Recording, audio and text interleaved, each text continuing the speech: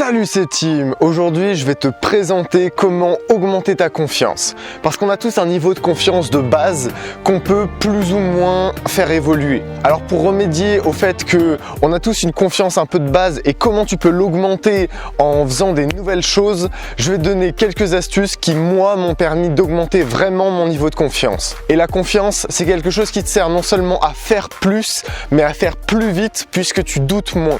Et à partir du moment où tu doutes moins, tu auras un avantage sur les autres. Tu auras l'avantage de ne plus douter de toi. Et ça, c'est déjà un avantage qui est énorme. Alors la première chose qui m'a augmenté ma confiance, c'est le fait que je pouvais devenir bon en tout. Je m'explique. Quand tu es passionné par quelque chose, généralement, tu vas tendre à devenir le meilleur. Et ça, c'est normal. Donc tu dois te concentrer sur les choses qui te passionnent. Par exemple, mes passions, j'en ai énormément. Et là où je doute le moins, c'est dans mes passions. Que ce soit en séduction, j'adore les échecs, je fais de la self-défense, du badminton aussi. Bref, j'ai énormément de passions. J'ai aussi l'hypnose. Toutes tes passions te permettent d'atteindre un niveau de confiance qui sera supérieur. Pourquoi? Parce que tu vas voir que dans ces passions, au début, tu seras à un niveau normal ou à un niveau très très bas. Et petit à petit, tu pourras monter. Et avec cette confiance de « Oh, ça, je me suis intéressé à ça et je suis devenu le meilleur. Ça, je me suis intéressé à ça et je suis devenu le meilleur. » Tu vas commencer à te dire « Ok, la seule variable qui peut m'aider, c'est moi-même. La seule raison pour laquelle je suis bon ou pas bon avec ça, c'est que j'ai décidé de m'y mettre ou pas. C'est la seule variable. Les passions, elles peuvent augmenter ta confiance. Par exemple, en séduction, quand tu fais de la séduction, tu augmentes ta confiance en toi.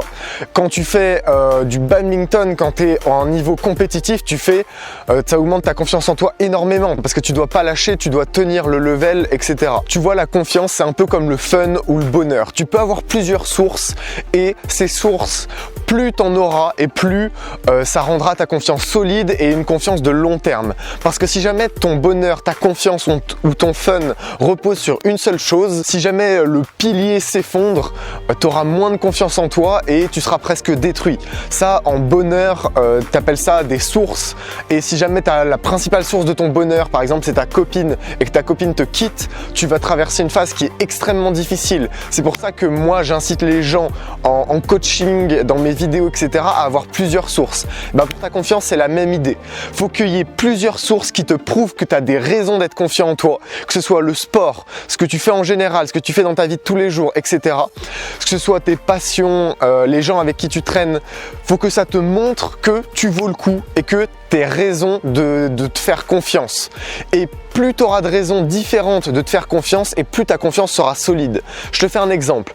Par exemple, si jamais ta confiance dépend de ta séduction et que tu as eu un coup dur en séduction, c'est-à-dire que tu as abordé la fille qui te plaisait et elle t'a rejeté, et ce qui va se passer si jamais c'est la seule source de ta confiance, c'est que tu vas te sentir mal, tu vas te sentir comme une merde, tu vas te dire peut-être que je mérite pas plus, etc. Alors qu'en fait, c'est absolument pas ça, c'est simplement que tu avais cette seule source de confiance et que cette source de confiance s'est effondrée. Comme tu regardes mes vidéos, peut-être que ta source de confiance à toi, ça va être pour augmenter ta séduction. Mais ça peut être aussi l'inverse. La séduction peut augmenter ta confiance, ça a été le cas pour moi. Le sport peut augmenter ta confiance, ça a été le cas pour moi. Tes loisirs peuvent augmenter ta confiance, ça a été le cas pour moi. Donc moi, j'ai un peu utilisé toutes les méthodes qui permettaient de me prouver à moi-même que je pouvais faire les choses et que je pouvais aller au bout des choses si jamais je le voulais vraiment. Et cette confiance, elle va t'aider dans tous les domaines. Quand tu vas rentrer dans la vie professionnelle, parce que beaucoup d'entre vous sont encore au lycée ou au collège, quand tu vas essayer de faire des nouvelles choses, à chaque fois que tu vas essayer quelque chose de nouveau, tu auras cette confiance qui va venir. Et si jamais tu n'as pas cette confiance, tu vas rencontrer des difficultés et moins tu as cette confiance et plus tu auras de difficultés à débuter les choses. Parce que la confiance, ça te permet de débuter plus vite, perdre moins de temps, être plus efficace et avoir moins de doutes. Quelqu'un qui va douter pendant une demi-heure et qui va agir pendant une autre demi-heure, il aura été efficace pendant une demi-heure maximum. Alors que quelqu'un qui va avoir très peu de doutes en lui, il va adopter la bonne stratégie en 5 minutes et les 55 autres minutes, il va agir sur ses rêves, il va agir sur ses projets, etc. Il sera bien plus efficace. Alors, c'est pas la seule méthode que je vais te donner aujourd'hui. Je me suis intéressé pendant longtemps à la négociation et je vais t'apprendre les techniques de base de négociation. Pourquoi? Parce que plus tu vas vas être en contact avec des gens, plus tu vas être dans des interactions sociales là où c'est pas toujours tout rose, là où il y a un peu de confrontation, plus tu vas faire face à la confrontation et plus ta confiance en toi va augmenter. C'est une des choses qui m'a permis de fixer mon choix d'études. Mes parents voulaient que je fasse ingénieur. Finalement, j'ai fait un IUT. C'est absolument pas la même chose. Je sais pas si tu vois ce que je veux dire, mais ça permet de pouvoir supporter la confrontation et d'avoir confiance en toi sur le fait de oui, j'imposerai mes idées parce que oui, c'est ma vie et elle le mérite. Alors comme tu le sais, en négociation, tu vas tomber sur de la confrontation. Il faut que tu sois habitué à cette confrontation. Et plus elle sera violente, plus ça va t'entraîner. Parce que le jour là où ça arrivera dans un domaine de ta vie qui est vraiment important pour toi, que ce soit ton orientation, le choix de vie que tu veux faire, etc. Ça va vraiment t'aider et ça va t'aider à augmenter le level de ta vie. Alors, je vais te présenter les premières règles en négociation et ça va aussi t'aider à comprendre la séduction. Parce que la séduction, c'est un peu comme de la négociation, c'est semblable en beaucoup de points. Alors, je vais pas te dire d'acheter ta prochaine copine, mais je veux juste que tu comprennes ces points-là, comme ça tu pourras comprendre pourquoi il y a certaines choses en séduction qui sont efficaces et il y en a certaines autres qui sont complètement inefficaces. La première chose, c'est les opportunités. Peut-être que je te l'ai déjà dit, mais plus tu auras d'opportunités et plus ce sera facile. C'est comme si on te proposait un tableau à 100 € et c'est un tableau qui est vraiment joli et que tu veux vraiment prendre.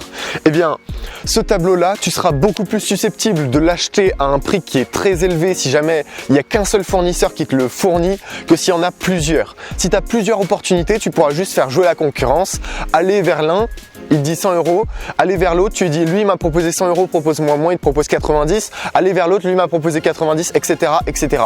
Plus tu auras des opportunités, plus tu auras le choix et plus tu pourras faire valoir ton choix et plus tu pourras avoir une offre intéressante. C'est ce que tu utilises pour rendre les filles folles de toi.